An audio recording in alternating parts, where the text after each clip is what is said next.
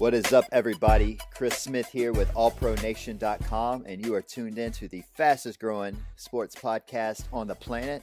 You are listening to the All Pro Nation podcast. I'm your host, Chris Smith. I got with me, as always, the spammer-in-chief, Tanner Weber. Tanner, how you doing, man? Doing okay. Trying to stay warm up here in South Dakota. Sick of the snow. I hear you.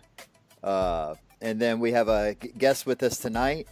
And God dang it if he did not just tell me how to pronounce his last name before we started recording, and I've already forgotten. Victor, help me out here. How do you pronounce it again? It is pronounced Logothetis. Logothetis. All right, I'm not going to mess it up again. All right, so we got Victor Logothetis with us. Victor, why don't you tell everybody how they can find you on the internet, the Twitterverse? I sure will, Chris. Thanks for having me on, Tanner and Chris. Really appreciate it. Twitter, it's at Big Greek 24. On Facebook, I have a page, just the Sports Greek. So that's those are the two best places to find us. Okay, cool. And your website is phillysports.com? It's phillysportsblogs.com. I contribute there mainly. I live in Wilmington, Delaware, so I contribute mostly Philadelphia sports content there. But my podcast typically deals with some local, but more of a national reach, and more the sports issues that are going on outside of the Philadelphia area. Yeah, absolutely. And guys, we'll when we post this up on Facebook, we'll be sure to link all of Victor's information, so you can be sure to find him, find his stuff on the internet, and also find his podcast. So we will we'll have that up there for you. So y'all go support him, because he's taking the time to be here to give us some epic content. All right, so last week we started our State of the NFL series, where we're breaking down all 32 teams, kind of looking at where they were last season, changes they need to make going into 2018. Last week we covered the AFC and the NFC North. Remember, we had Brian with Steel City Underground with us, who gave us so much of that great epic content. Thank you again, Brian. So Victor is going to help us with the NFC East, and we'll also break down the AFC East. We had an AFC person going to come on, but for some reason he backed out last minute when I told him we had an Eagles writer coming, and he was a Patriots fan. I don't know if that's coincidence or not. Had to be. Had to be. Probably. maybe still a little salty, but it's all right. It's all good. It's all good. So anyway, I guess let's jump right on into it. So we're going to start with the AFC East. We got the Jets, Dolphins, Bills, and Patriots. Let's start with the Jets, guys. We'll just kind of go around the horn on this. The Jets, Tanner, did you think they underperformed or overperformed this past season? I think they actually kind of performed about what I thought, or what I expected, anyways. We knew that their QB situation was going to be sort of a stopgap type thing with Josh McCown in there, yeah. And they didn't have much for backups with Bryce Petty and Christian Hackenberg.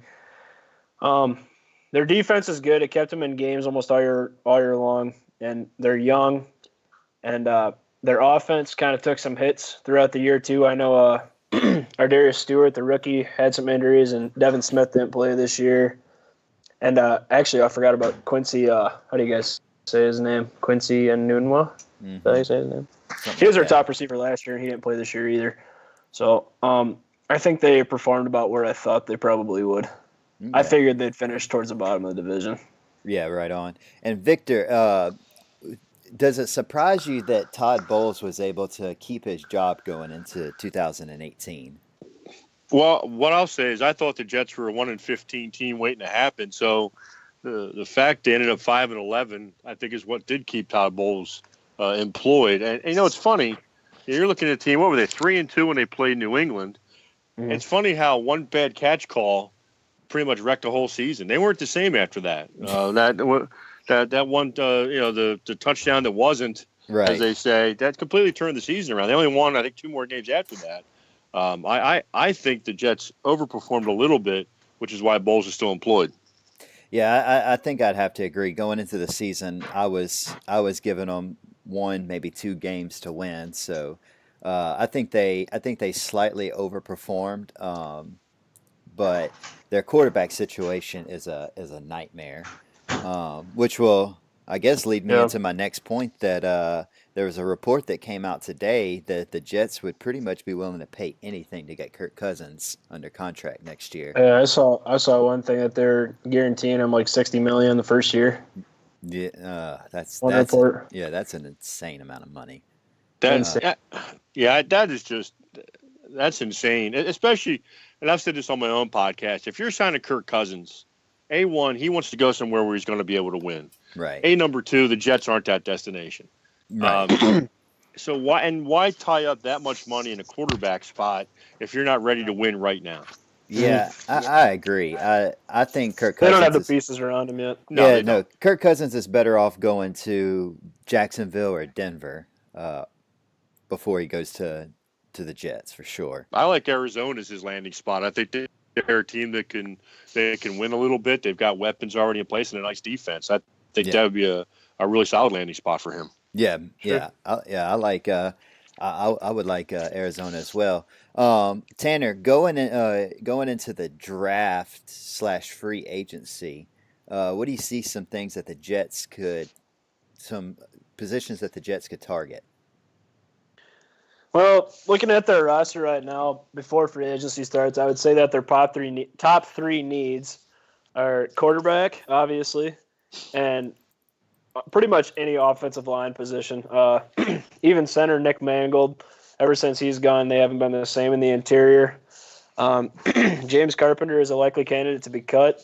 I don't think he'll be back, and they could definitely upgrade at both tackle positions over Kelvin Beachum and Brandon Shell. So offensive line, and then on defense, you might even look at cornerback or linebacker. They don't have a guy across from Buster Skrine right now because Morris Claiborne's a free agent. So I'm not sure whether or not they'll bring him back. Looking into the draft, you got to think that they're probably going to go QB at this point at number 6. There's a couple of different options they could go. They could go with I think there isn't a lineman in the draft I think that you should take that high, at least not at tackle. Maybe Quentin Nelson if he's there. But I think right now the best scenario for the Jets is probably to take the best quarterback available at 6, which that could be Josh Rosen, Sam Darnold, or maybe even Baker Mayfield. So one of those guys. I think they have to go quarterback at that first pick. Victor, So I mean, do we? go ahead. So if they do bring in Kirk Cousins, I mean that completely changes the game plan. But do we think Josh McCown maybe comes back again next year at 39 years old for the Jets, and maybe that's a stopgap to groom a young QB? Which is more likely, you guys think? Man, I don't know. It's hard to tell. Josh It's hard to tell with the Jets. Yeah, Josh McCown coming back just doesn't seem like the best option going forward. Like, I don't know. I mean, they got the cap space to do Cousins if they want to. There, you got $84 million heading into the free agency here. I mean, honestly, I think I would roll with Bryce Petty if you're not going to get Kirk Cousins and you're not going to draft a quarterback. But Unreal. I would. Haven't we been through this? What's that? Haven't we been through this? Bryce Petty should never see an NFL field. He shouldn't, but I think at this point in Josh McCown's career, I don't know. Maybe maybe if they want to do a stopgap, maybe they this would be interesting. Could they maybe make a trade for Nick Foles? I Because don't. I could let Victor go on and on and on about this, but from my opinion, from like my standpoint, I'd be shocked if the Eagles were to let him go before the season, with the unlikelihood of knowing whether or not Carson Wentz is going to see the field week 1. Yeah, we're going to get to that because that's definitely one of my notes when we get to the Eagles and the NFC East. Yeah. The Nick Foles situation is definitely up there, as they say. So yeah, we'll certainly talk about that. I mean, there's QBs available. You could do Sam Bradford. Oh yeah, yeah. You could do absolutely. Teddy Bridgewater. Yep. Case Keenum's going to be out there too. So any of the Vikings QBs for sure. Yeah. I mean, you got. I know Chase Daniel down in New Orleans, backup quarterback. He's been solid. He made stops with the Eagles and the Chiefs in the past. You know, he could be a decent stopgap. He looks great with a baseball cap and a clipboard in his hand. That much I can tell you. Yes, he does. Never want to see him on the field, but nope, no, you do not. But I mean, there are other options out there. I think other than Josh McCown that you can get if you need that stopgap. But I just don't see McCown coming back. I don't know if McCown's even in the NFL next year. He liked playing for the Jets. He did say that. So I don't know. I watch the Boomer show every morning. It's simulcast on CBS. So I watch that. I got to tell you, as soon as the Smith trade was announced, everybody's excited about. Oh my God! Now the Jets can get Kirk Cousins. So the talking heads up there certainly want to see it happen. I don't know why, and I don't even know if he would even go there. So it's going to be once the free agency period starts, it's going to be really interesting to see, A, how much he gets, and B, where he ends up landing. Yeah. And I did see a lot of reports that the Jets were real interested in Jarvis Landry, who we'll get to in a second when we get to the Dolphins. But with the Dolphins franchise tagging him, that almost means that option as far as a veteran wide receiver is out. So what about Wilkerson? You guys think the Jets will end up cutting him? Yeah. Oh, well, yeah, I think they will cut him. And then they free up quite a bit of money cutting him. They sure like do. $11 million or something like that. Yes, yeah, the $11 million is what they would save. And it sounds like he's been like a locker room cancer there. So he's had he's had some character concerns. I know he's had he doesn't give 100% when he plays. I know they've had some issues with that too. So it doesn't even sound like he wants to be there. I would imagine they're going to cut him.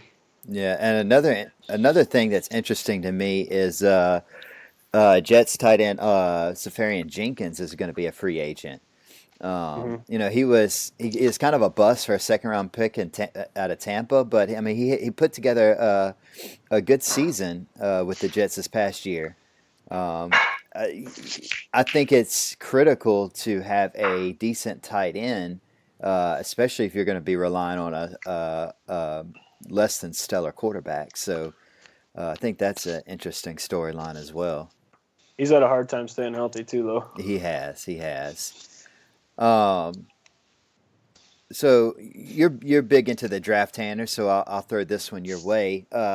Looking at the Jets' 2017 draft, what do you think overall of their draft picks?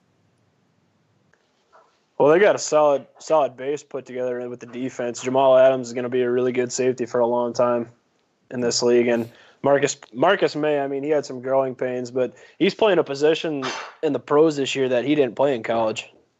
Yeah, he was a strong safety in Florida, and they played him at free safety this year. So, other than that, I guess who else did they have? Elijah McGuire. He's probably going to be the starting running back next year, splitting carries with Bilal Powell. Yeah. So they had a pretty good draft class. Yeah. Actually, I thought. I agree. We'll go back to you, Victor. If you're looking at we mentioned Wilkerson a second ago. I think it's without a doubt they're going to cut him. Do you have any teams in mind that you could see him being a good fit at? Oh, that's tough because if the character is an issue, that's going to limit his landing spots. Yeah, yeah, for sure.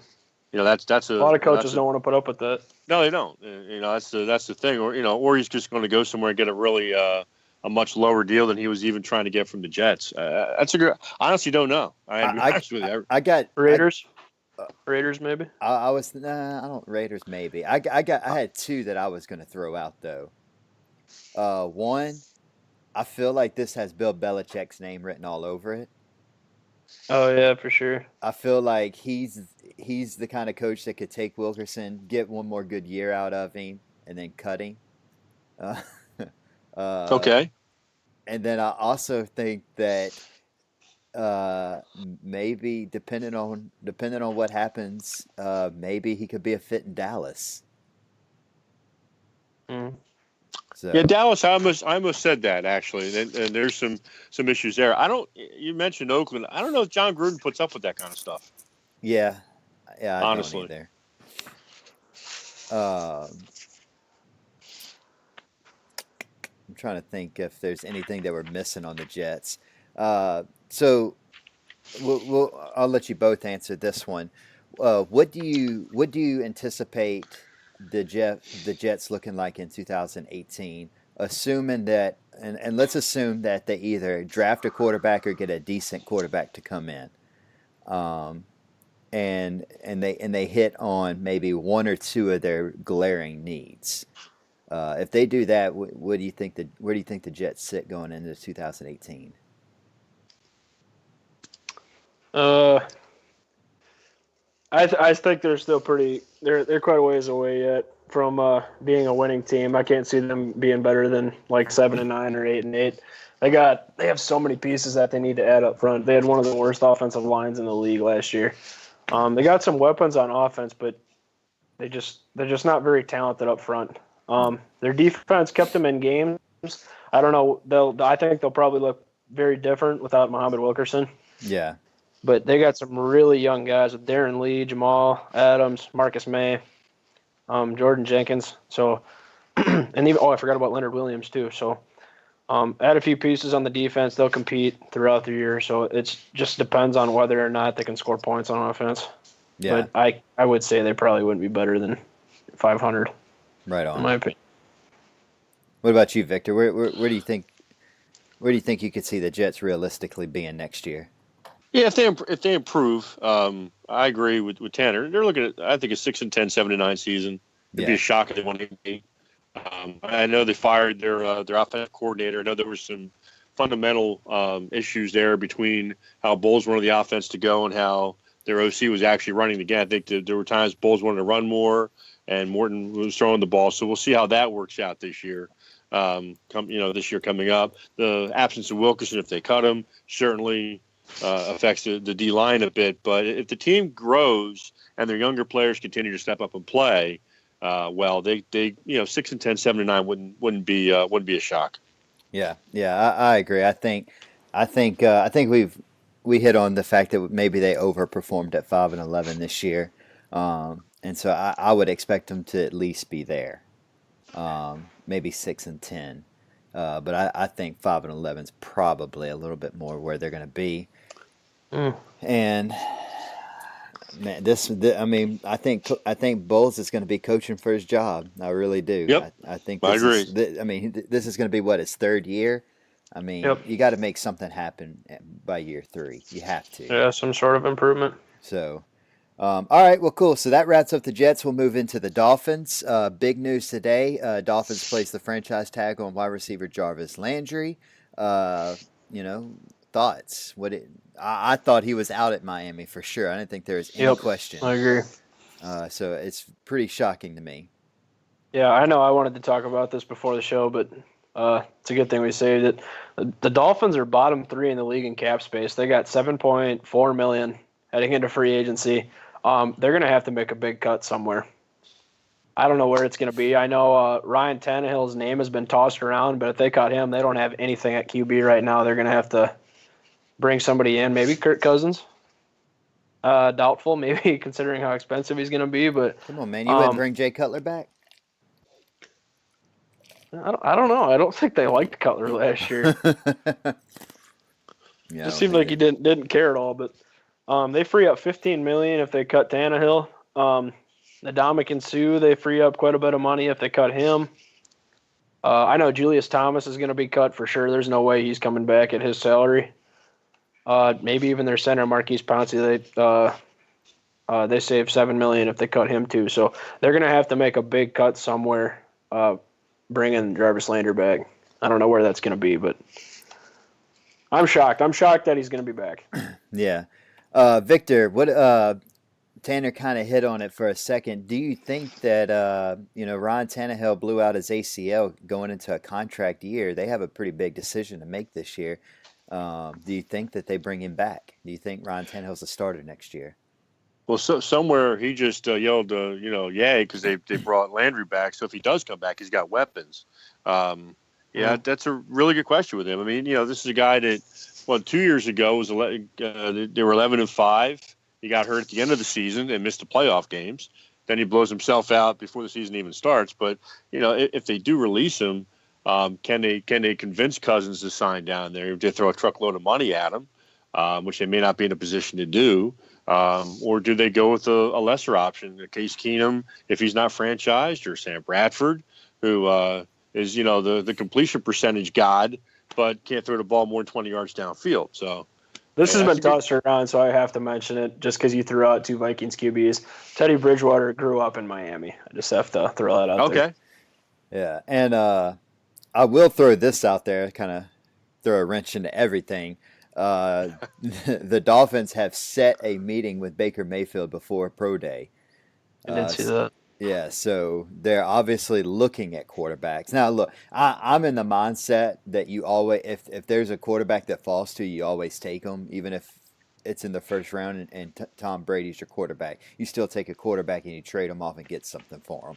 And so I don't think I don't buy into when a team interviews a quarterback or a high prospect. I don't really put a whole lot of stock into it, but it's still a little interesting, given. Well, and I was looking at mock drafts today, and one of the ones I saw on the NFL Network had the Jets taking Mayfield.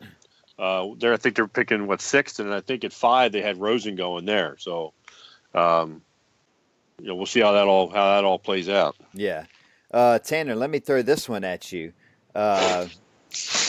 Could Jimmy Graham be a fit in Miami? For sure. I don't know if that's going to happen just because I don't know what kind of price tag he's going to command. I don't know, $8 to $10 million a year maybe. I think the best thing to happen for any team in the NFL was that Jimmy Graham was traded to Seattle, where his production dropped because now his price tag is he can't command what he was commanding. I'm not going to say he's not a fit, but I don't really see that as Graham's likely destination. What about Trey Burton? I also forgot to throw out another. Oh, Trey Burton. Yeah, probably. I guess I don't know if he's going to be back in Philly or not. I should let Victor answer that one. I don't think the Eagles are going to be able to afford him. I think he's going to get starter money somewhere. Somebody's going to give him a contract that he's not going to be able to walk away from. That's kind of what we were thinking as Vikings fans too, because we're looking for a number 2 tight end or receiver right now behind Kyle Rudolph, and we ain't going to be able to afford him. But they're going to have to. This was a pretty good tight end class too, so the Dolphins could go tight end in the draft. But Julius Thomas is not going to be back. There's just no way. Yeah, I don't think so either. What positions on the Dolphins would you list as needing to go after in the draft and free agency? The 3 positions I got down for the Dolphins is right tackle and guard. I completely forgot to say this guy's name, but Juwan James is also a likely cut candidate if they want to free up some space. That he frees up $9 million if he's cut. So they could restructure him too if they want him back. He played pretty well last year. Another spot that they could go, I know we've talked about it already, is quarterback. We don't know what's going to happen with Tannehill, so they're going to want some insurance behind him. Actually, in my latest mock, I have Josh Allen, the quarterback from Wyoming, going to the Dolphins. Mayfield, Rosen, and Darnold are all gone, so he's the best guy on the board. And then tight end, obviously. I think at some point early in the draft, 2nd or 3rd round, they'll address the tight end position as well. Yeah. Yeah. Go ahead. I forgot to talk about the defense. They need some DB help too.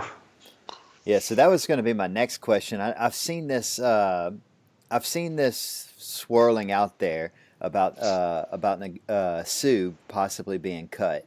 And so I went and ran some numbers because he had that monster $100-something million contract that he signed, and so I went and looked at the cap uh, for that, and if they cut Sue, he would count for $22 million in dead money, Yep. and they'd only save $3 million. So no chance It's that almost not Sue's worth gone. it. No Yeah, chance. almost not worth it. Yeah, that's diminishing returns at that point. Yeah, so I mean, Actually, Cameron Wake maybe. yeah, I could see Cameron Wake. Just at some point, I don't know where it's going to be, but somebody's going to get cut that we're not expecting. I would think, unless they restructure big time. Yeah, they've got money issues, for sure. Do you have any additional thoughts on the Dolphins, Victor?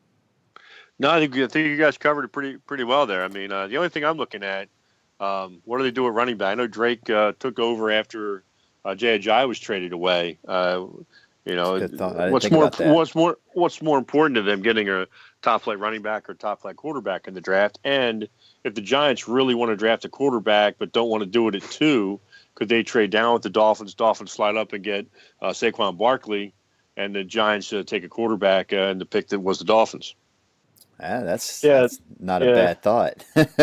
Not a bad That's a good thought. call, Victor. Kenyon Drake is their starter right now, but after him they got a guy named Sonoris Perry and Davion Smith. Right. Like, who are those guys? Yeah. That's actually probably another position that they could address. Yeah, when I think the Miami Dolphins, I think they have a terrible cap situation and too many needs. And look, I'm a Saints fan, and I went through 3 miserable 7-9 seasons because of poor management of the cap and needing too many players. And it's not going to be pretty if the Dolphins do not address this in the right way. So I'm very interesting. One other thing that I'm interested with the Dolphins is to see if they sign Jarvis Landry to this contract. Mainly, one, he's a slot receiver. $16 million is ridiculous for a slot receiver. And 2, there's another wide receiver from his draft class that's going to be up for a contract, or not his draft class, a year after, is about to be up for a new contract from the same state, and that's Mike Evans. How does Jarvis Landry's contract maybe kind of dictate what Mike Evans is going to get? Especially after the bad year Evans just went through. What's that? I said, especially after the year Evans had. He did not have a very good year in Tampa Bay. He did not. So that's going to be interesting. There's a lot of things interesting. All right, so predictions, Dolphins, where do y'all see them going next year?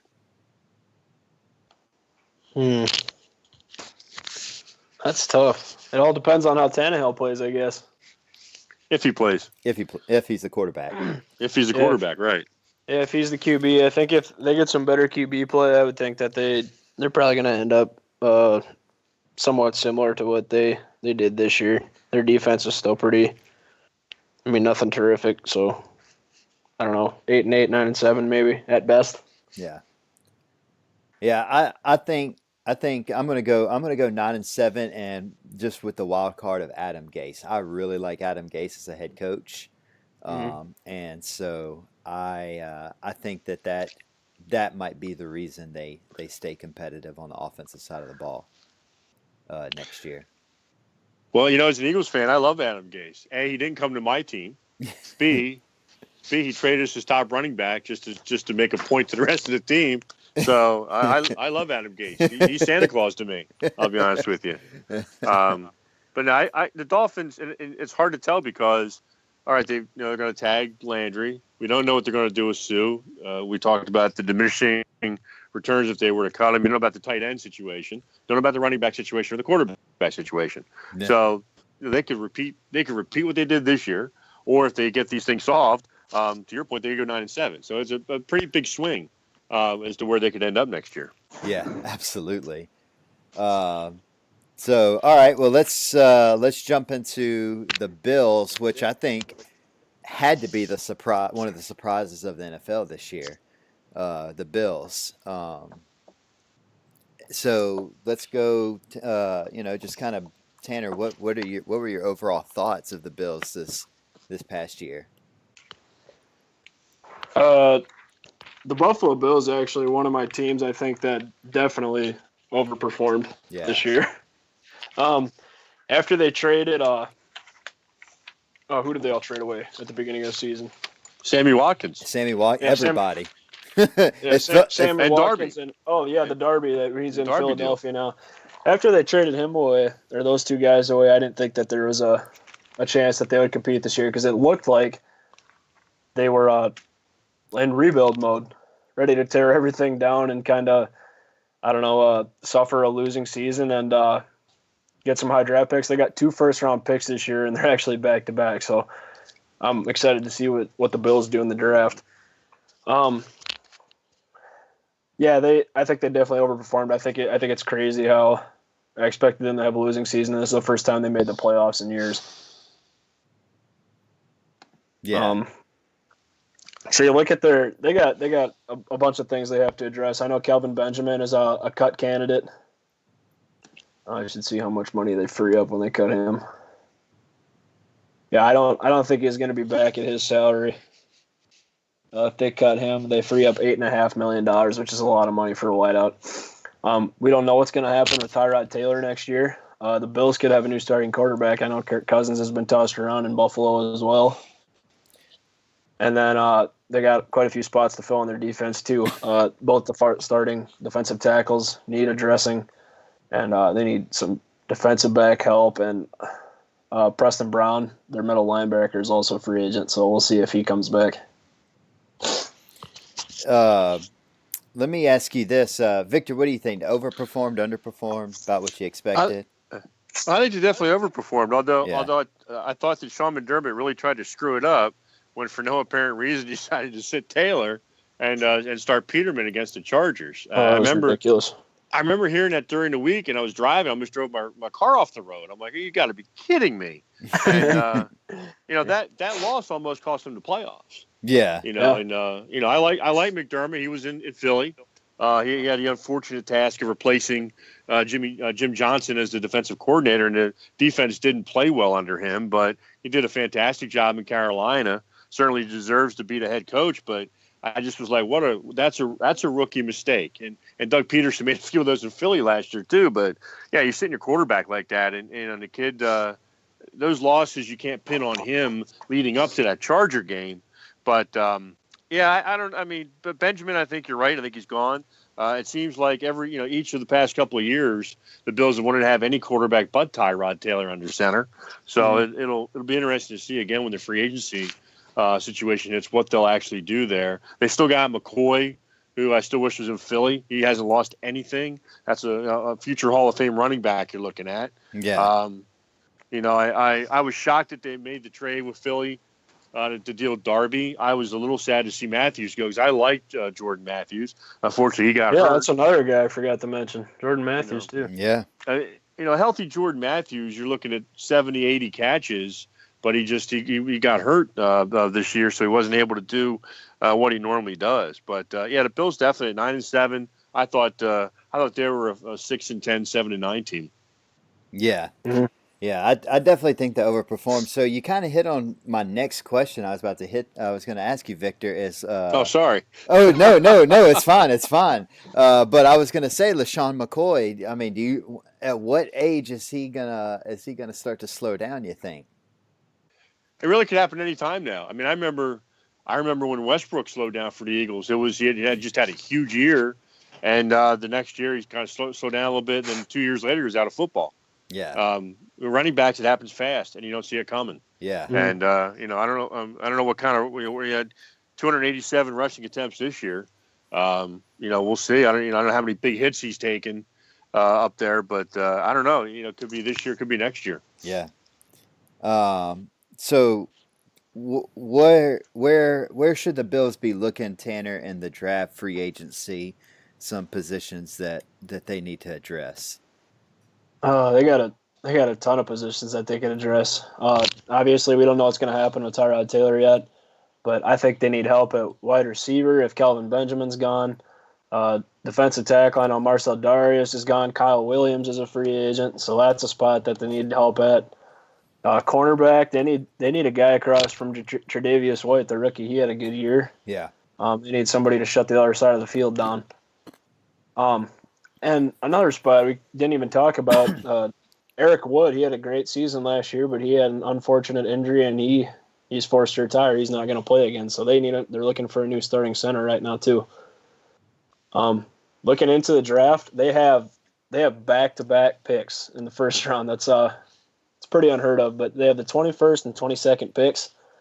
I don't know if they're smart. I would think that they'd go one on each side. They go offense and defense. One guy I really like for Buffalo would be the center from Ohio State, Billy Price.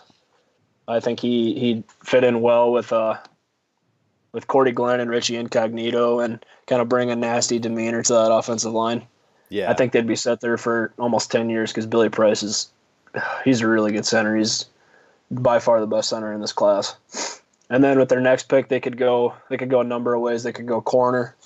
But I also like Rashaan Evans, the linebacker from Alabama. I think that'd be a good pick for them too because I think Lorenzo Alexander's getting there up in the years, and I've seen his name tossed around. He's also a likely cut candidate if they want to free up some money.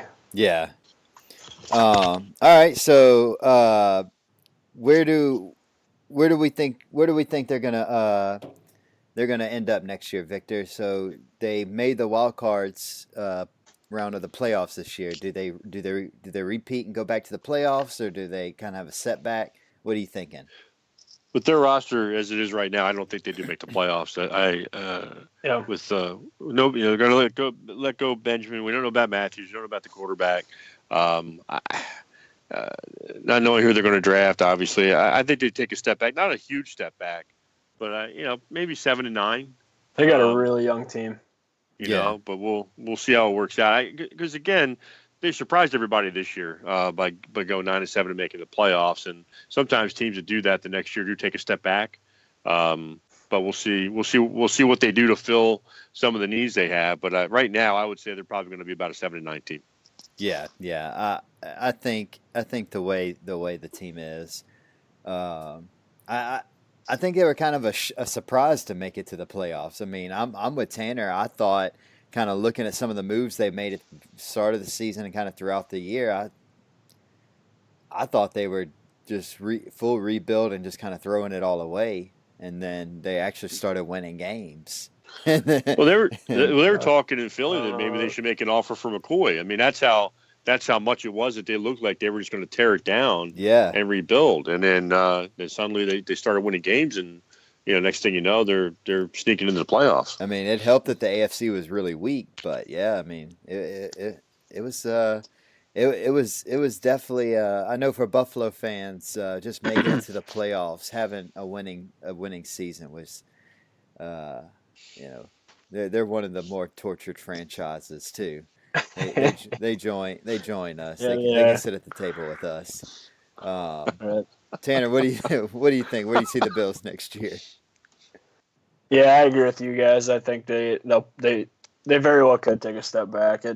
That's another team that's got a question mark at quarterback. I don't know if they're going to bring Tyrod Taylor back or not, but I think that will be a key factor in whether or not they make a push for the playoffs again next year. Yeah. I really think between the Bills, the Dolphins, and the Jets, it really is a toss-up for who the second best team in the division is. I think the Patriots, they'll obviously compete again next year as long as Brady and Belichick are there. So I think as long as those guys are there, they will be at the top of the division. Yeah. So like Victor said, I think probably 7-9, 9-7 at best. Okay, cool deal. All right, well, we have to talk about them. The New England Patriots, year in and year out, make it to the playoffs. It's not uncommon to see them in the Super Bowl. So, did they overperform, underperform, or about what you expected? What I expected. Yeah. The Patriots were my Super Bowl pick at the beginning of the season. We all knew they were going to compete. The AFC We knew that the AFC was the weaker division of the two, and they just didn't have much competition to get to the big game. Yeah. Yeah, I don't know how much more to add to that, I guess. Yeah. Victor, guys what think? about you? About what you expected? Yeah, it's funny. Before Tannehill got hurt, I really thought the Dolphins could have made a game of it in the division, but I still thought the Patriots were going to win. I didn't think they'd be 13-3, and especially the 2-2 start they got off, and the way they just got completely obliterated on opening night against the Chiefs. I really thought, oh wow, they are human. Then they only go off and what they win 11 out of their last 12 with the only clunker in Miami without Gronk. So yeah, the Patriots are like the Yankees in baseball. It's a bad season if they don't go to the Super Bowl. It's a bad season if they don't win the Super Bowl. So I'm glad that the Eagles could do that to them. But they did what they're designed and what they're built to do. Yeah. So the interesting thing is going to be how much fallout are we going to see from Malcolm Butler not playing in the Super Bowl? What really happened there? What really happened to cause Josh McDaniels to come back to New England? And is Belichick kind of looking at maybe leaving after a year? I actually thought at one point that if they had won the Super Bowl, he'd have walked away. Yeah, I thought so too. You could have too. Yeah. I don't know. I really thought they were both going to walk away if they won that Super Bowl. So, yeah, I agree. The Malcolm Butler situation, super interesting. It got even more confusing this week with I'm drawing a blank on a name here. Dante Hightower coming out and saying that the team knew all week that Butler wasn't going to play. Playing. That was part of their game plan, and so I mean that just kind of throws those splash reports of he was out partying and smoking weed in his hotel room kind of like all right out the window because that really had nothing to do with it if that did or didn't happen. Apparently this was planned long before that. Well, it also contradicts what Eric Rose said. Eric Rose said he was told before game time that he was going to start and Butler wasn't. They just didn't tell Butler. But if you listen to Hightower, and hey, this isn't the first time Belichick's done something like that. Yeah. Super Bowl 39.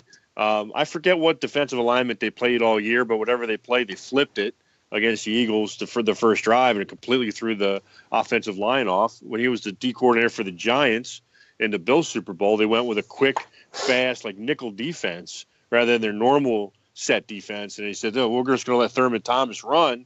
We're going to stop the receivers. So the joke was made. There was a wide receiver on the team.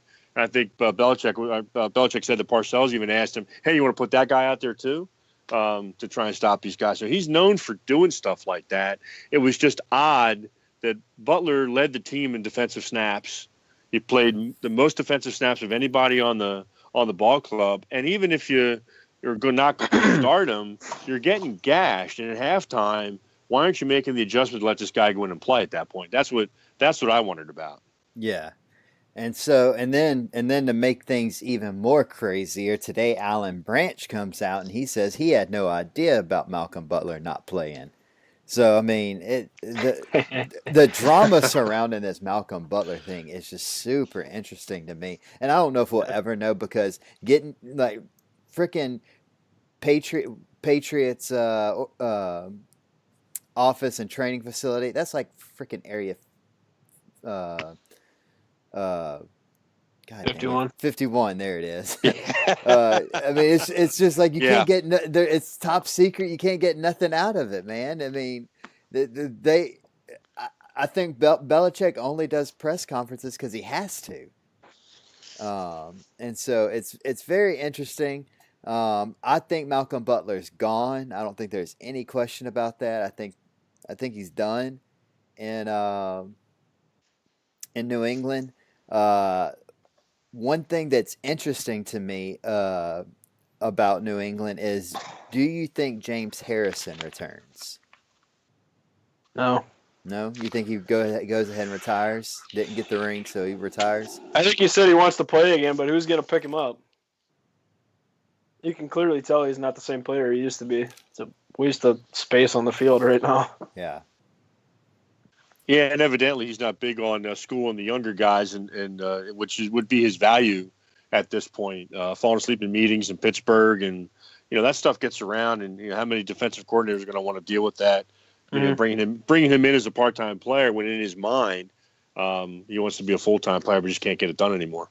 Yeah, absolutely. All right, let me throw this one at you, Victor. Will Amendola take another below-market deal, or do you think he leaves and tries to get paid somewhere? Well, that's tough. That's tough. Just because that's a guy that's really worked very hard to get to where he is. Yeah, and winning cures a lot of problems. Tom Brady isn't getting paid what he probably should be either. He's restructured money to let them keep that team together. At his position as well. I don't know. I wish I knew the right answer, but where's he going to go to get a lot of money?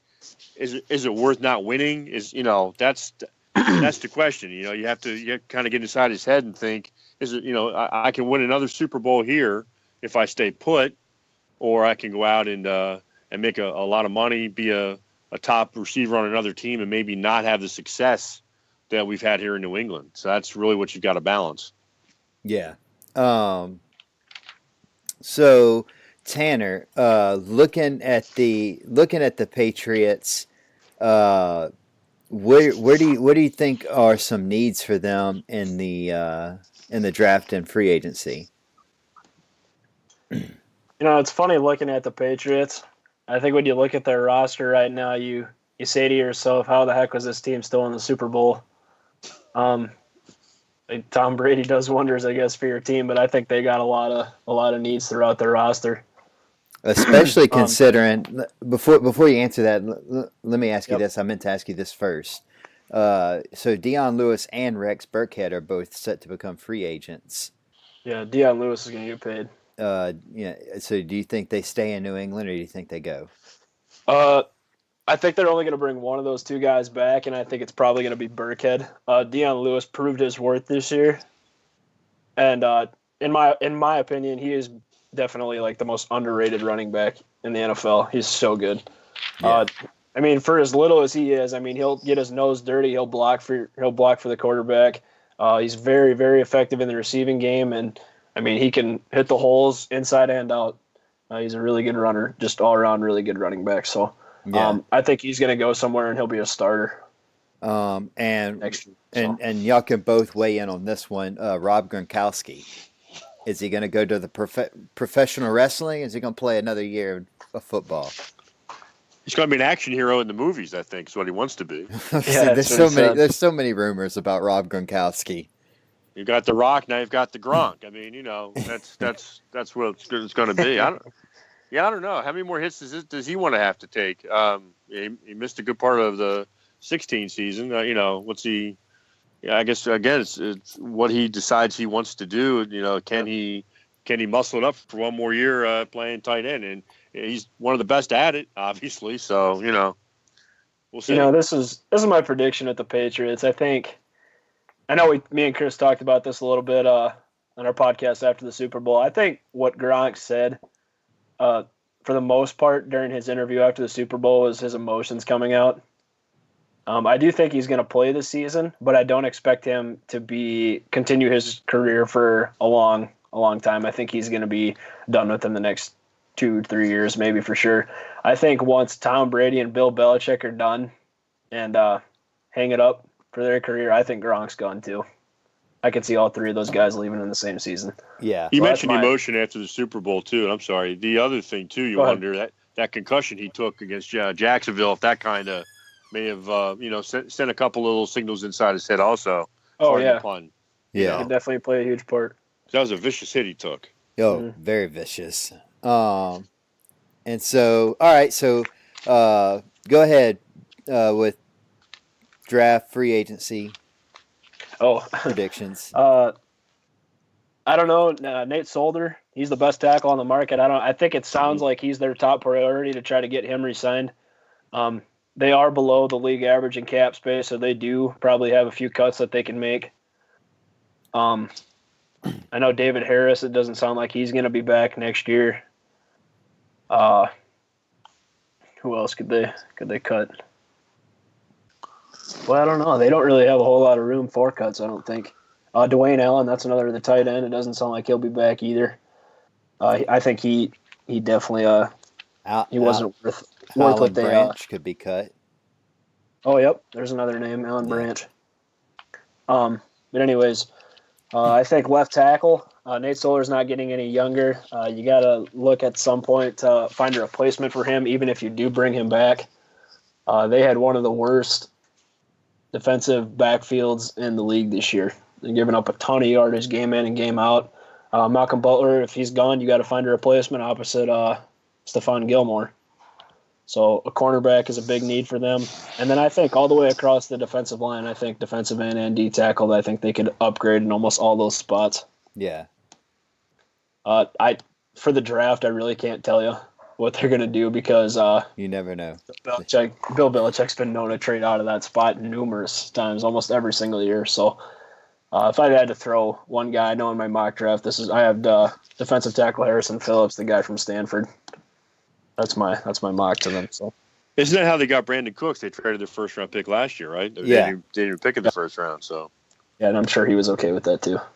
yeah, I'm sure. Which He's gonna trade out anyways. leads me to my next question. Are they going to ever pay Brandon Cooks, or is he just going to walk right out of New England?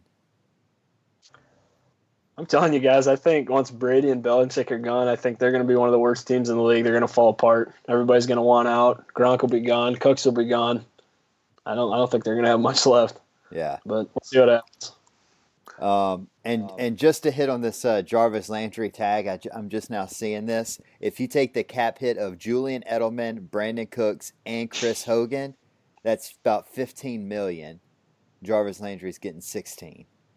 It's absurd, dude. It's an absurd Wow. number for Jarvis Landry. It's stupid. Absurd number. Well, all right. let me ask you this question about the Patriots. Though here's because you never see it. Again, you don't ever see it coming. But could the exit of Bill Belichick and Brady be pushed ahead a little bit if the Patriots just have a bad year? Dare I say it? I mean, I think it could push Brady out. I think Belichick stays so he finishes on top. Yeah, I agree. okay, there you go. I think because Belichick can coach as long as he wants, as long as he feels like doing it and getting up every day and doing the grind of being an NFL coach. Brady's only going to be able to be an elite quarterback for so long, and he had a great season this year. He should not have been MVP in my opinion, but he, not taking anything away from him, had a great year. But that window is going to be shut, and it's going to be shut within the next year or two, maybe 3. He'll be lucky if he gets 3 more years.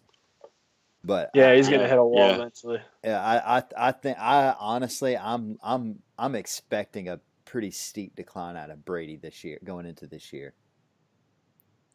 So we'll see. We'll see if his TB12 method really works. Yes, we will. And I guess the only other thing to note with the Patriots, the whole Josh McDaniels fiasco. What was your take on that, Victor? I know me and Tanner have hit on that a lot since it happened. What I thought, and I kept thinking about even going up to my to the Super Bowl, and I mentioned on one of my podcasts that the rumors were Patricia to Detroit, McDaniels to the Colts, and after I recorded that and I listened to it, I was like, wait a minute. Are the Patriots really going to let both those guys walk at the same time? I know it's happened. The Bengals lost Zimmer and Gruden the same year, but I'm like, is that something that Belichick and Kraft are really going to let happen? And I don't know. I have a feeling after the Super Bowl, I have a real feeling that maybe they talked to both those guys, and Patricia was all in on going to Detroit, and maybe there's a handshake deal somewhere that kept McDaniels in New England, and he's the next head coach. That's the only thing I can surmise. Or he did not have a good experience in Denver as a head coach, and I'm wondering if maybe he saw something with Luck in terms of the medical reports he just did not like and did not want to repeat the experience. Yeah, that was my take. I had a take similar to yours. There was a mixture of both. There's something on that Luck injury report that he didn't like, and it kind of scared him because of what he had to do in Denver. And then obviously, I think he is the heir apparent to Bill Belichick. If Bill Belichick's going to excuse me, if Bill Belichick's going to be gone in the next year or two. I was shocked McDaniel wasn't further in on the Tennessee job.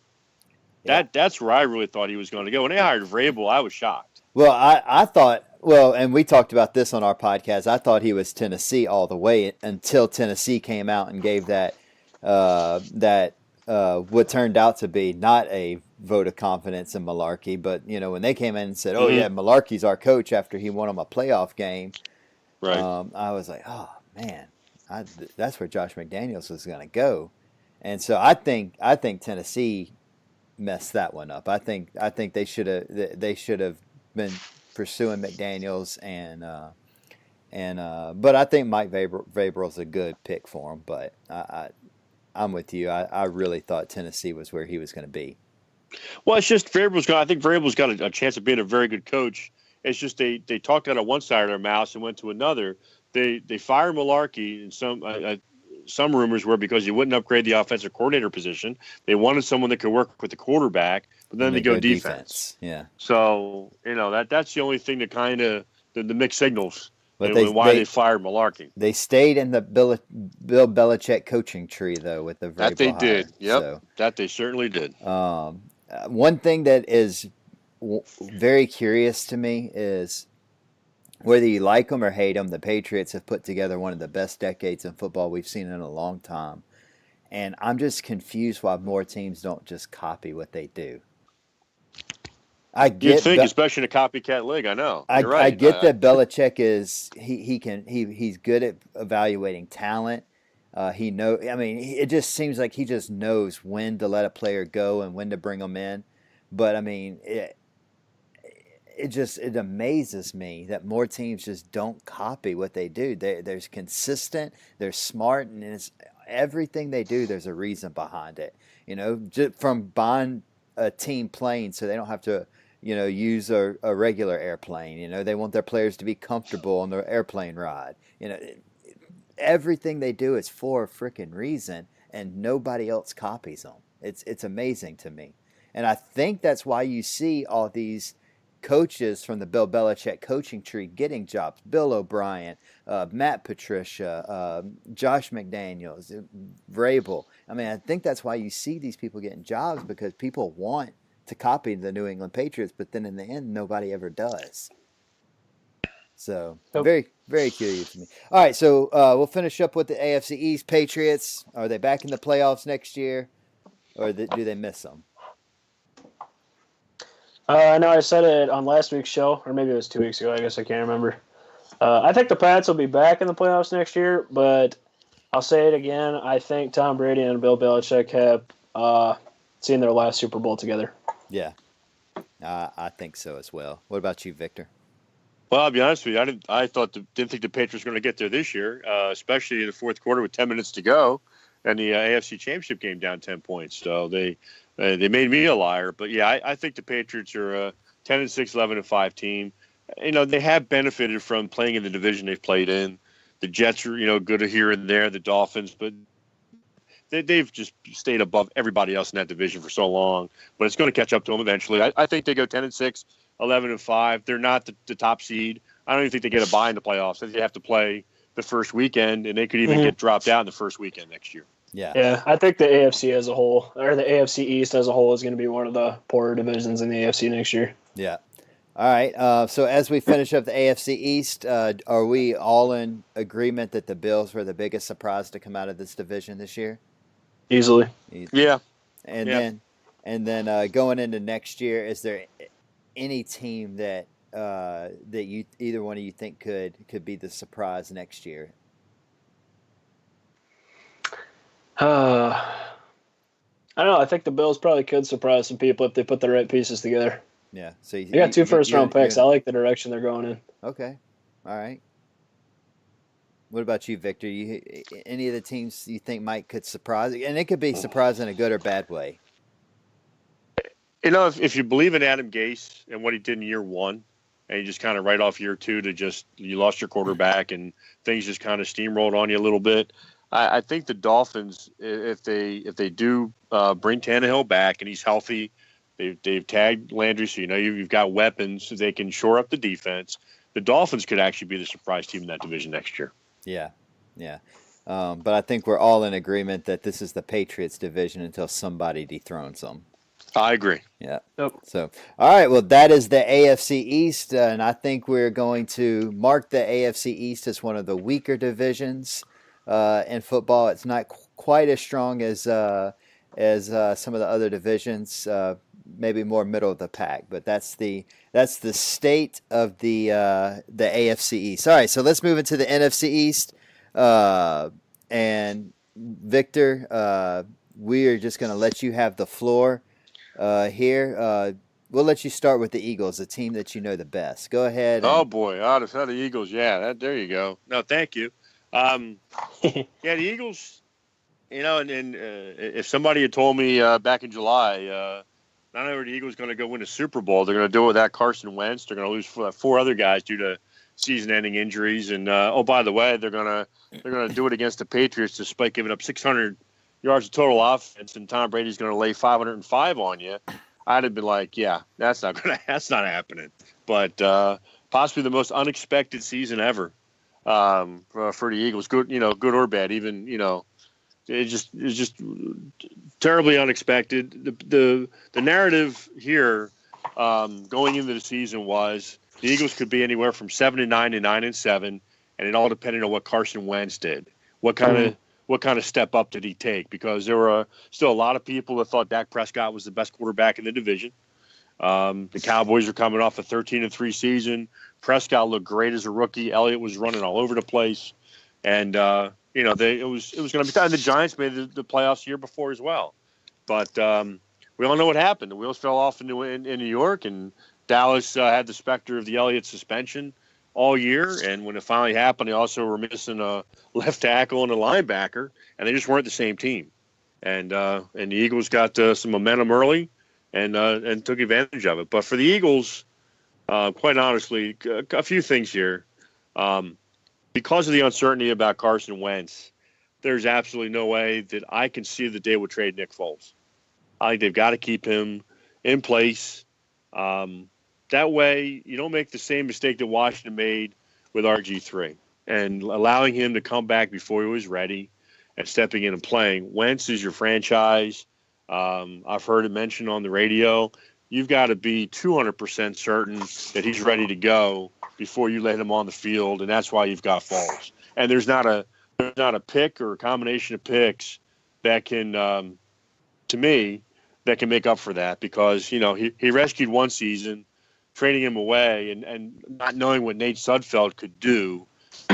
You've got to have certainty there that you've got a guy that could keep this thing rolling and let Wentz make sure he's ready. Maybe it's 3 games, maybe it's 4 games, and let Foles play. And I think Foles knows, regardless of how he plays, when Wentz comes back, it's his team, and he's going to get the job back. I think that's how that's going to work. They've got to sign Nigel Bradham. Their linebacking core is thin as it is. They've got to give Bradham some money. They've got to have him stay here. They'll get Hicks back. Kendrick played real well, but they've got to sign Bradham. They may even have to go out and get another lesser free agent linebacker to provide some depth. We saw in the playoffs, Good got exposed in the Vikings game early. He's not a cover guy. Walker was hurt, but he's a nice extra linebacker. And I don't know if Ellerby will stick around either. Another guy that provided some depth. I like to see him keep Torrey Smith. I know a lot of folks like to see him get released and let Mac Hollins take over his snaps. But Torrey Smith might not have had the best season in the world, but by God, he showed up in the playoffs. Yeah, he did. In the Atlanta game, he showed up in the championship game, and also in the Super Bowl. And he just, you can't measure sometimes what a veteran like that can do for you. And I don't know, he's not making a ton of money, but I wouldn't mind seeing them bring him back. And Patrick Robinson, guy that he even thought he'd get cut during training camp. Not only did he play well, I think he played his way into a contract with another ball club. I don't think the Eagles will be able to hang on to him at all. I also think they've got to upgrade the kicker position. Sturgis is not the strongest leg guy in the world. Elliott is, but he's not consistent within 50 yards. So I think they've got to try and bring in another kicker, if nothing else, to push one of those guys and see what we get there. So that's what I look at with the Eagles. Howie Roseman has been a master making trades. We'll see how this works out with the draft. I know they've got obviously the last pick in the first round, and they don't have a second or third pick. We'll see how that works out. But the Eagles have got to get some offensive line help. They've got to start drafting linebackers.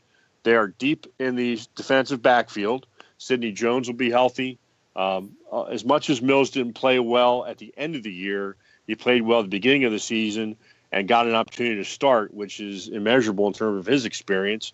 You still have Jenkins, and Ronald Darby played well at times, was hurt, obviously, but having him for a full year I think will also be a really nice thing. And I did mention I would like to see him bring Darren Sproles back, maybe as you bring him back to camp, say, hey, look, if you make it, we'll give you a NFL minimum contract. If not, you tried and you move on. And Jason Peters, I think they've got to try and work something out with his contract if he wants to come back and play. I think Vaitai showed a lot, especially in the playoffs.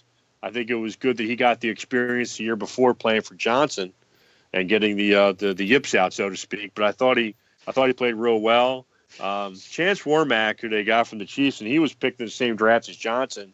He just didn't play well at all. I don't know what his issue's been, but he just didn't play well at all. And Wisniewski played very well, but again, they need to start drafting some O linemen to come in and be able to come in when guys like Peters just can't. Yeah, he's not getting any younger. No, he's not. One thing I wanted to ask you about was, you guys aren't sitting in an ideal situation with your cap right now. You're actually bottom in the league. I mean, you got cuts. You're going to have to make some cuts to make some room.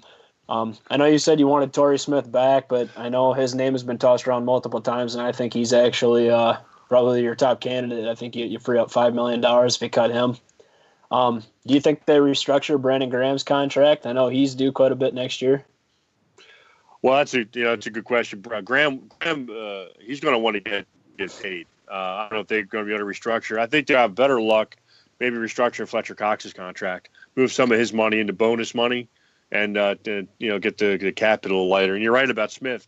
It is a $5 million cap hit, and if they release him, that obviously free up that money, and maybe they can release him, re-sign him to a lesser contract, and bring him back. So, but yeah, and Graham, it's a shame with him because he certainly deserves to get paid. He's looking at a guy like Vinny Curry, who got a big contract, didn't live up to it for the first year, and then this year played a little bit better. And I don't know what kind of hit they would have to take if they were to let him go with Derek Barnett playing as well as he's played.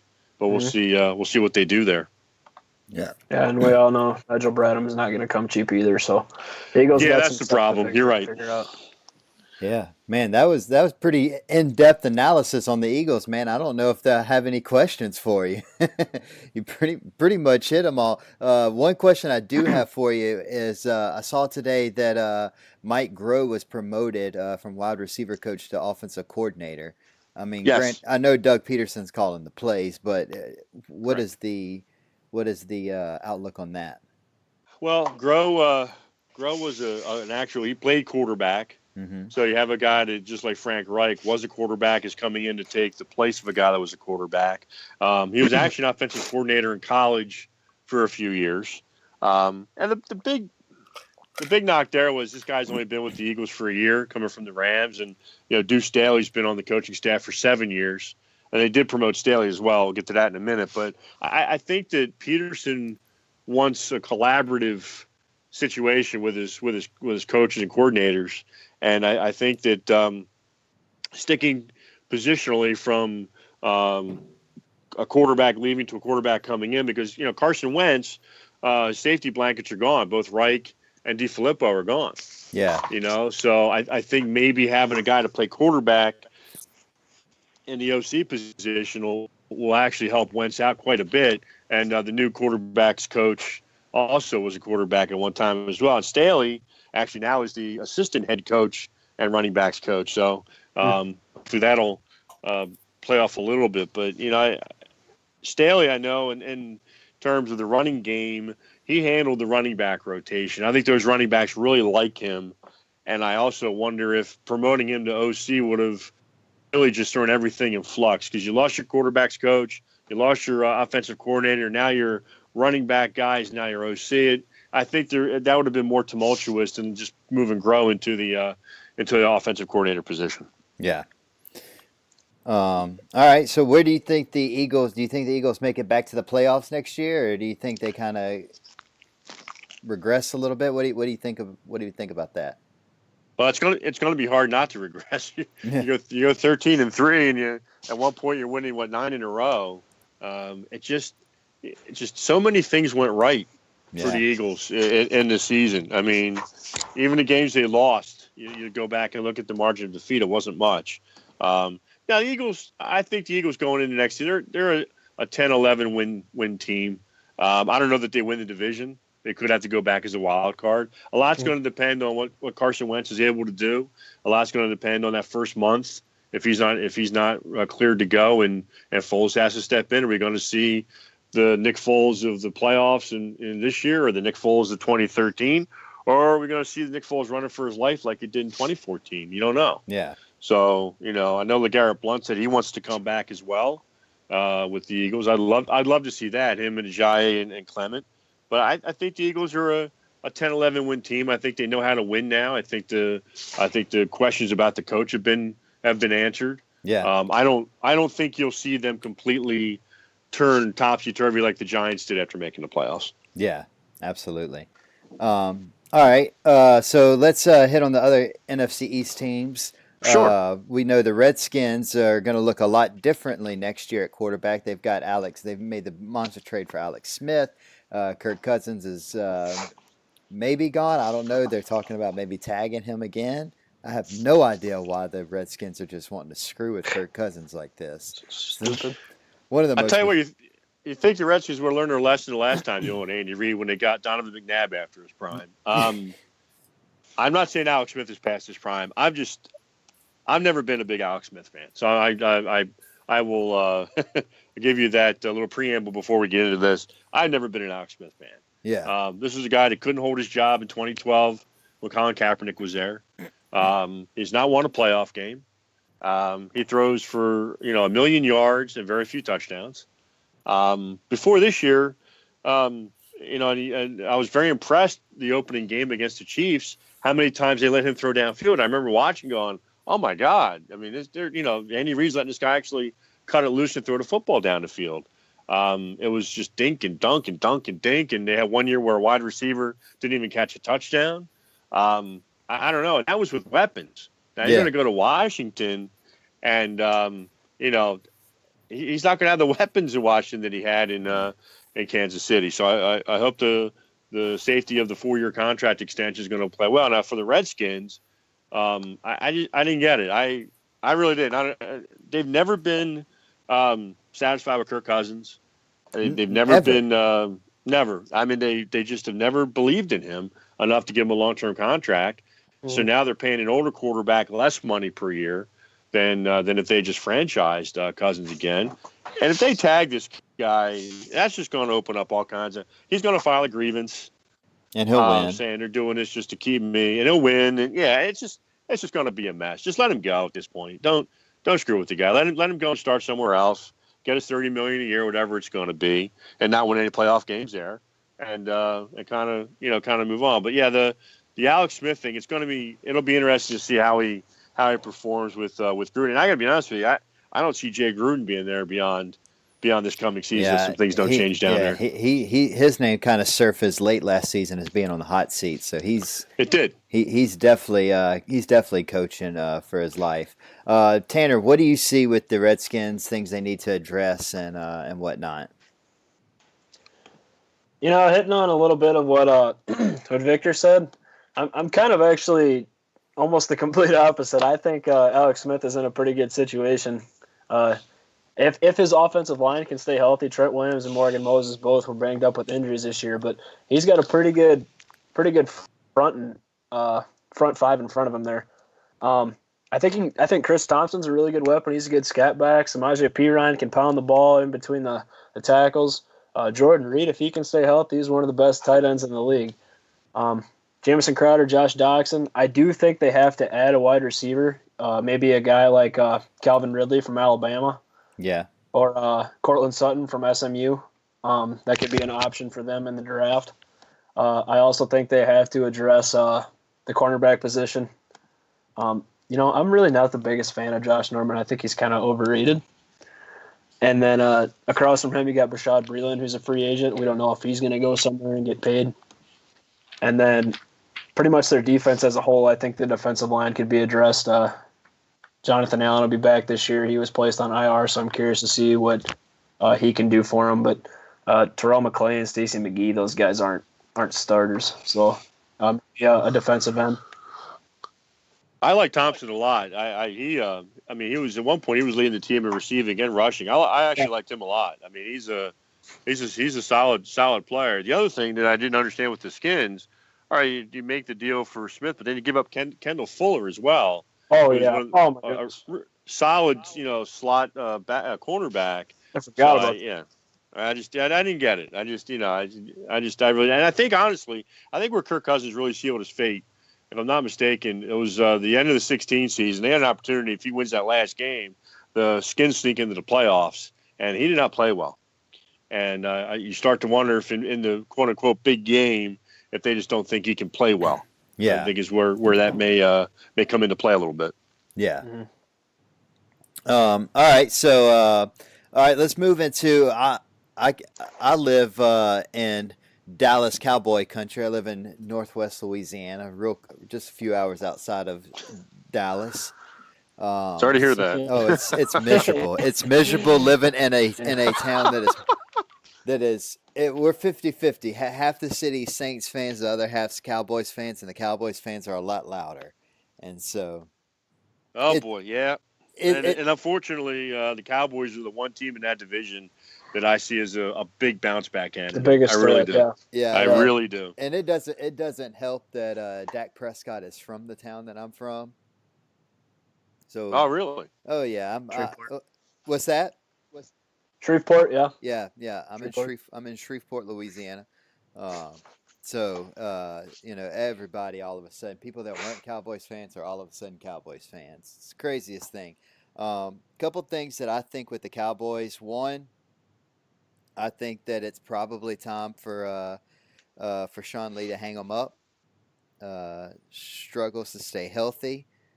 Two, I think Dak Prescott is a decent quarterback. I'm not going to put him in elite. He's probably more in that tier 3, upper tier 3, lower tier 2 quarterback place for me. They've got to get a wide receiver.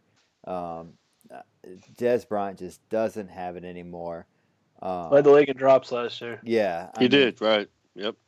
And their offensive line, surprisingly, last year did not play to its strengths. I know they were a little banged up at times and whatnot, but they need to get some quality backups in there.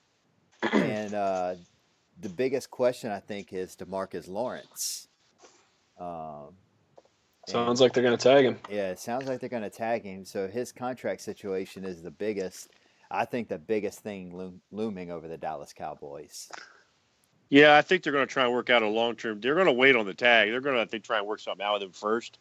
And if they can't, I think they will tag him. It'll be a last second type thing. Yeah, you gotta do something with him to keep him in. The other thing too is Hitchens is a free agent, one of their linebackers. So what are they going to do with that? Sean Lee, and it happened at the same time with the Elliott suspension. They're a different ball club when Sean Lee's not on the field. And I know he has issues staying healthy, but man, when he plays, they are just such a different defense.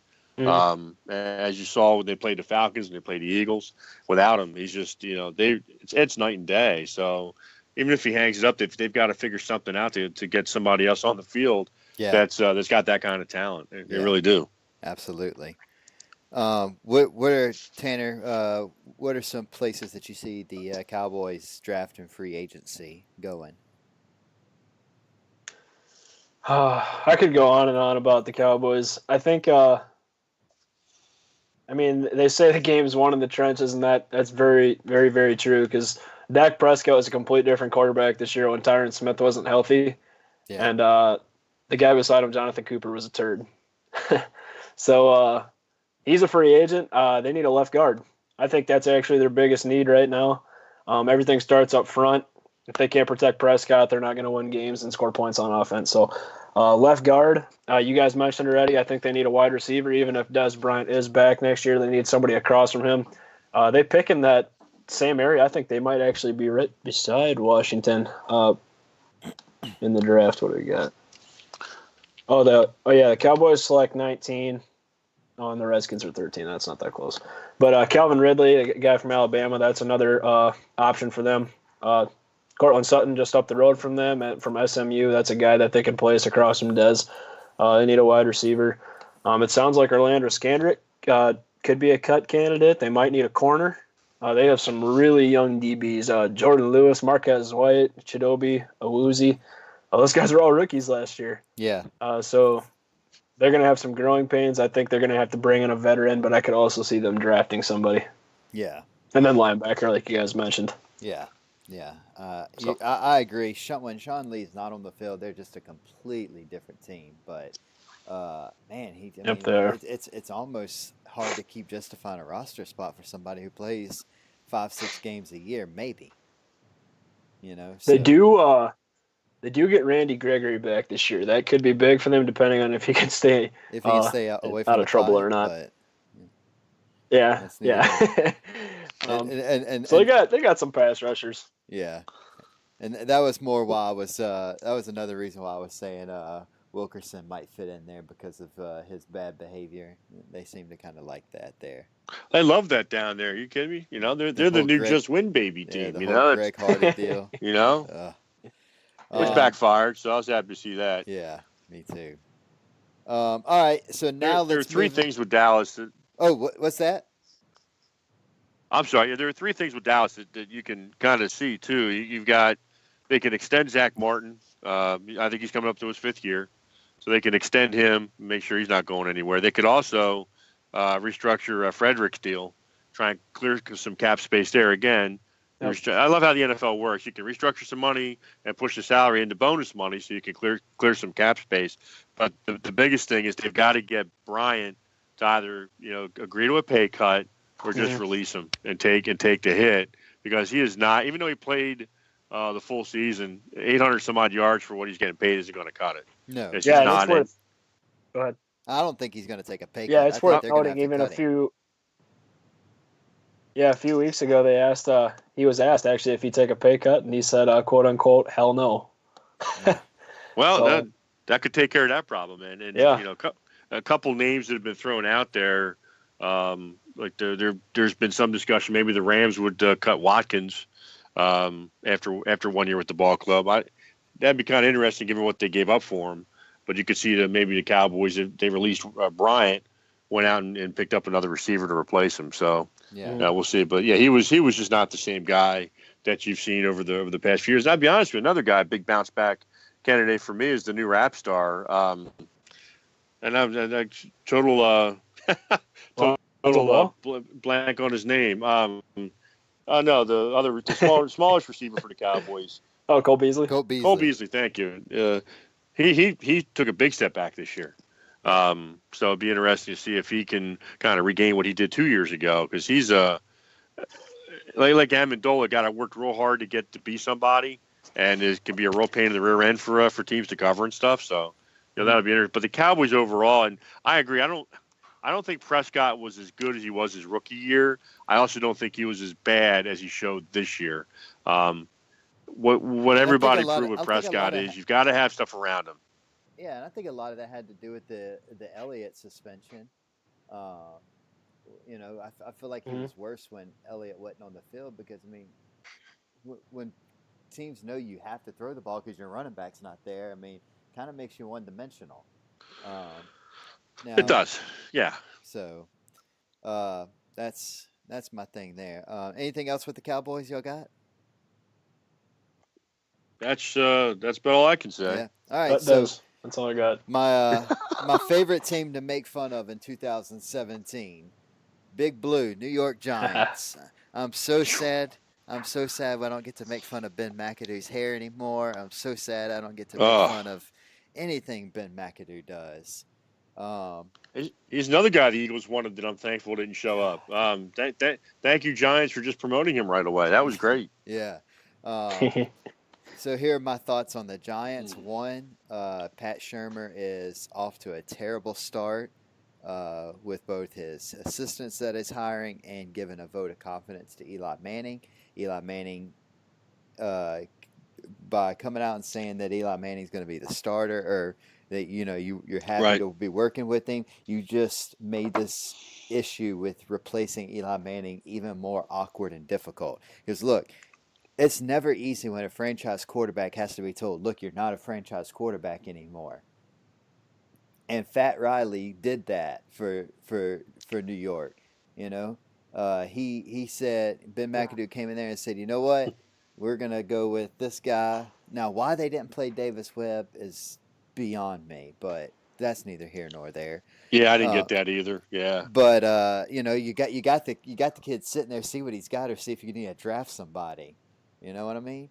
But anyways, so now Pat Shurmur, Eli Manning, blah, blah, blah. So now Eli Manning's going to have to be the starter, and he's going to have to go out there and prove himself. And then there's going to be this awkward conversation when they have to bench him because he sucks, because he's a terrible quarterback now. Their defense, they've got way too much money invested in that defense for it to be as poor as it is. I mean, it's garbage. right. I'm not familiar with their cap situation and who could be cut casualties. I know Tanner probably does, but I mean, they got so much money invested in that defense. They've got to get better production. Maybe not having Spagnuolo there, maybe that'll help. Who knows? And their offensive line is just, I don't care who the quarterback is. If they have to be behind that offensive line, they're not going to do crap. So, so the offensive line, and then I think having Odell Beckham back is going to be a big thing. But they need more weapons. They need a running back. They need another wide receiver. They'll get their running back. Yeah, they've got to do something at quarterback. They have to draft a quarterback at number 2 or trade down and get one at number 5 or 6. They got to draft a quarterback. And they have to. I think they're going to take Barkley at number 2. That's what I think. That's what I'm thinking too. Yeah. I don't know. I don't know what they're going to do. They do need a quarterback. Chris is right, but I just don't see that. I don't see that happening at 2. I don't know if they're going to. Well, see, what I would do is one of y'all said it earlier, possibly trade down. If they trade, they could, yeah. Because I mean, if for someone to trade up to number 2, they're going to have to give up a first-round pick. And a second-round pick. I mean, it's gonna be a rich trade. They could collect some draft picks, get them a quarterback, get them an offensive lineman. Get them. I mean, they just need help all over the place. They're a mess.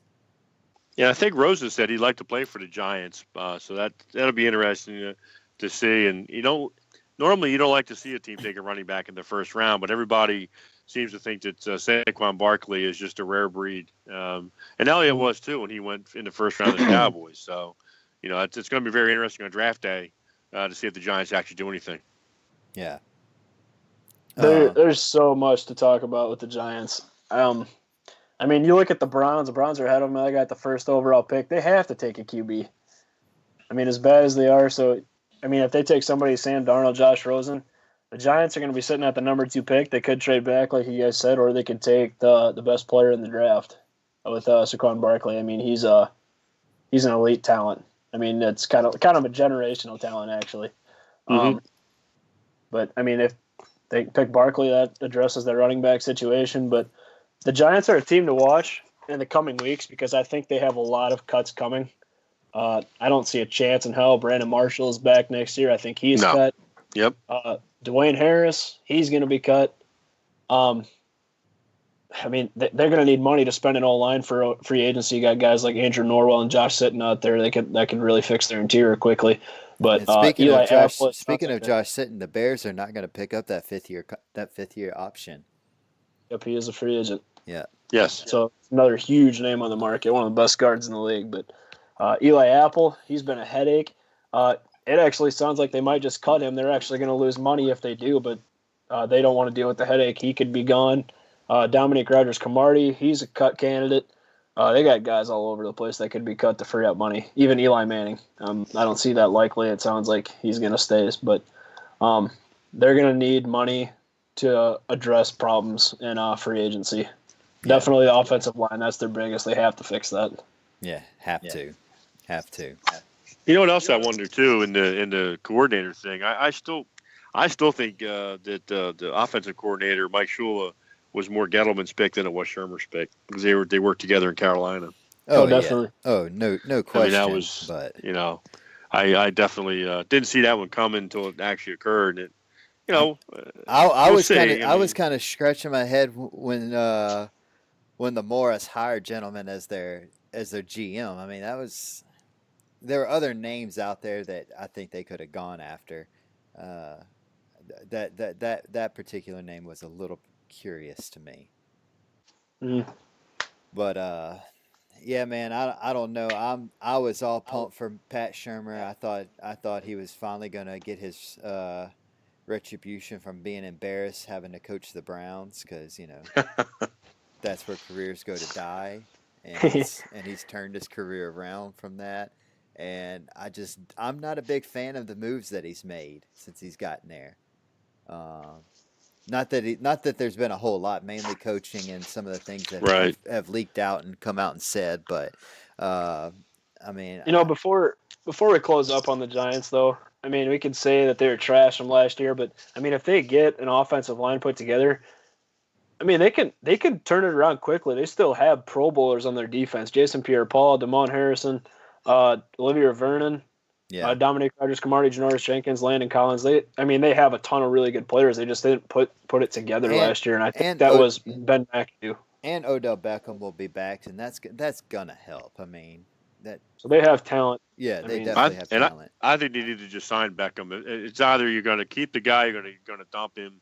This, are we going to give him the money? We're not going to extend him. Yeah. Give him what he's worth. Extend him. Make him happy. Because he is a top flight talent, obviously, and he's the one younger-ish guy on that offense you've got to work with. I thought the Giants, they brought in Marshall, they had Beckham. I really thought that they were going to be a 10-win team last year. I really thought they were going to be much better. Yeah, they just never got on track. And then I had them at 11-5. Yeah, and it's just I was shocked. It's I remember asking people like McAdoo gets fired. Did the guy forget how to coach? 1 year he's 11-5. And they're in the playoffs, and again they didn't win. And then they come back the next year, and all of a sudden the guy can't coach anymore. It was just really weird to me that all that happened. I'll be honest with you, I like Shurmur, and evidently he won too many games in Cleveland because they keep your job there is go 1-31 in 2 seasons. That's how you keep your job. Or it's an Ohio thing. Or you go 15 years in another city and go 0-7 in the playoffs, and that way you get an extension after that. So. That's how that works. But I like Shurmur. When he was in Philly, because he was the interim head coach for one game, I actually thought it would be a good idea if they had hired him. Yeah. If for no other reason Sam Bradford was there would have been some consistency there in keeping the coach and the quarterback together. But we didn't know that Carson Wentz was going to fall in our lap yet either. So that's kind of how that works. But I like him. I thought he did a fantastic job in Minnesota. With the offense after North Turner left, and it's a shame. I'm fearful that this may not work out as well as people think. Yeah.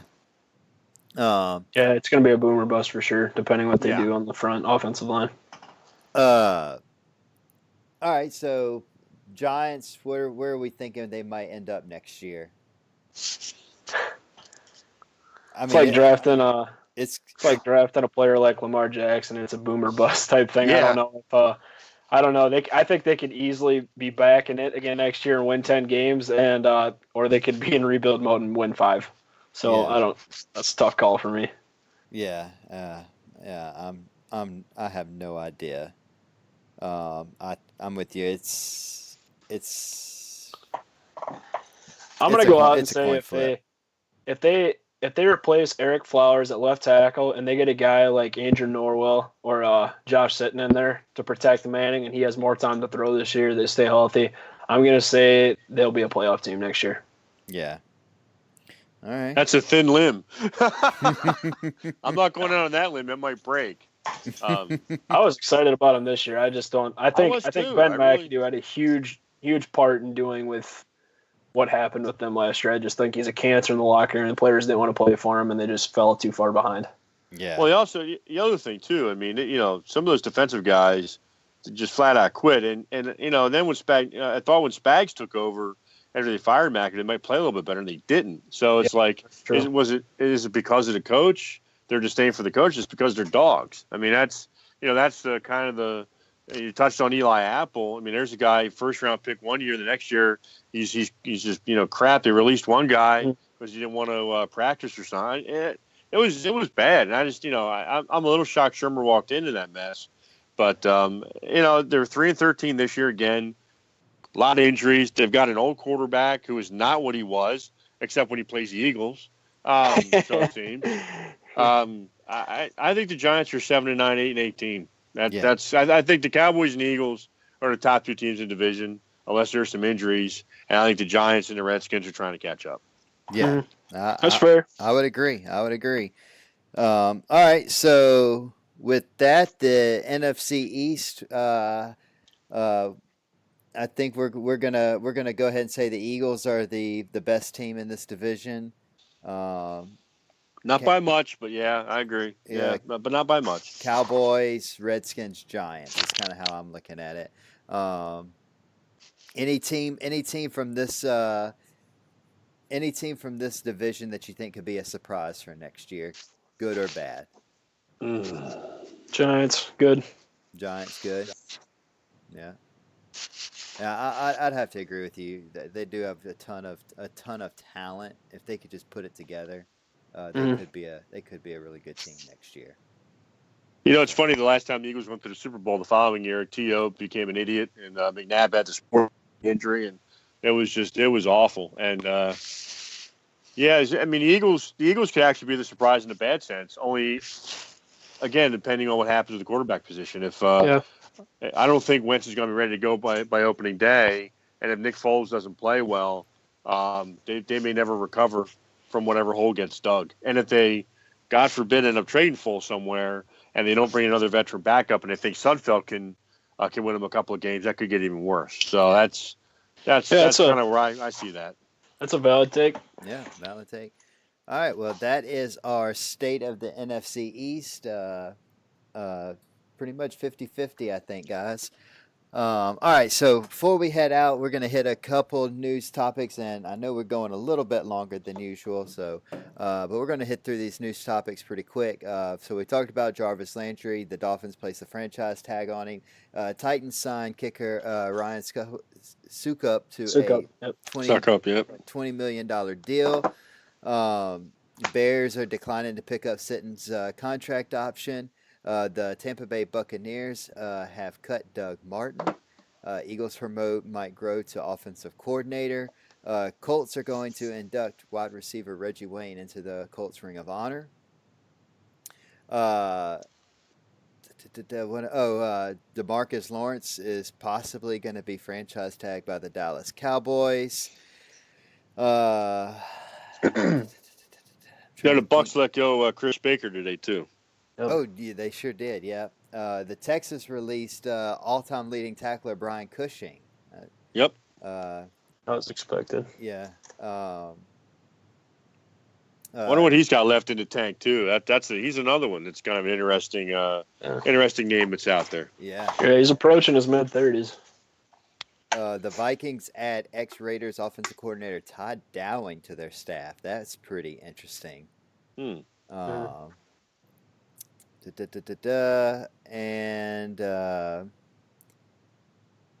I think I hit everything. I don't think there's anything else.